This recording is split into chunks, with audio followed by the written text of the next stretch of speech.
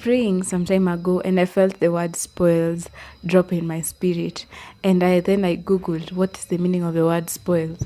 The word spoils means that it is something that may have been forcibly taken from someone or a place. In that moment I was asking God, why have you dropped it in my spirit? And then I saw myself on top of like a hill overlooking a city, which reminded me of the city of Jerusalem because it was surrounded by hills, right? And when I was looking at the city was in complete ruins. Like it had literally been spoiled. And then I felt the voice of God speak and say that I am restoring the glory and the beauty of this city. Immediately the voice of God spoke. I saw the city being rebuilt and the glory coming back. It was made beautiful and life came back to the city. And as I was thinking about it, at the same time I was asking God, now what does this like vision mean? And he told me that he is restoring spoils to his people. He's restoring the spoils to his people. He's restoring the beauty and glory of his people. But the condition for that to happen is you have to be true worshippers. If you remember very well in the Bible, Jerusalem was the city where the temple was built by Solomon, right? And there is where the Israelites met to worship. When I thought of Jerusalem, when I was overlooking that city, God spoke to me and told me that that is how he wants his people to go back to the true worship, so that he may restore the spoils the enemy had taken from them. And it reminds me of the Bible verse that says that God is seeking those who shall worship him in spirit and in truth. And many times we worship God in spirit. We go to church, we praise and worship. We know how to worship God in spirit, but the truth part is where it's missing. We fail sometimes to worship God in truth because many people do not actually know God. When you know God, when you know the true aspects of God and what his commands are and who he is, you'll worship him not only in spirit but also in truth. Many people in the present day know how to worship God in spirit because they are all about going to church, praying in tongues, participating in all these spiritual activities.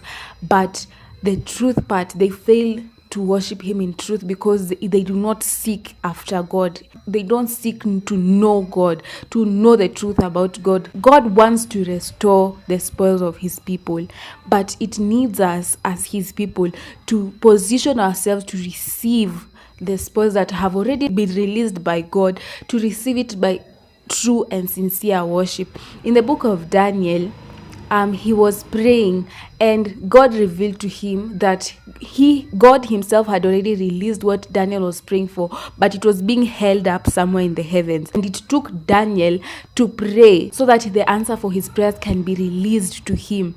And for us also, God has already released the spoils. God has already released our spoils, but it needs us to take our position so that to be able to receive, because they're being held back from us receiving it because we fail to worship God in truth and in spirit. We need to now get to a point where we worship God not only in spirit but also in truth, because a time and season is coming whereby we won't be able to worship God just in spirit, because we are going to experience challenges and some things that have not yet been seen before, because we are closing in on the end times. So the times will be different. Worshiping God in spirit will not just be enough. It needs us to have true revelation of Jesus. And when you have true revelation of who Jesus is and true revelation of God, is when we are going to actually worship him in truth. And that is what is going to make us become like Mount Zion that cannot be shaken or be moved. Our standing will become more firm if we actually know God. We won't be shaken by the situations around us. We won't be shaken by the situations going on in the world, but we'll remain steadfast. And then we are going to receive the spoils that God is restoring to us. So I want to encourage you to seek after God. This is a call for you to seek after God, your own personal relationship with Jesus. Yes, go to church. Yes, go to all these events. Yes, go to worship experiences and do all things, but ensure in all this that you are worshiping him in spirit. Make sure you are seeking the truth of God through the word, through the scriptures, and through prayer. God bless you.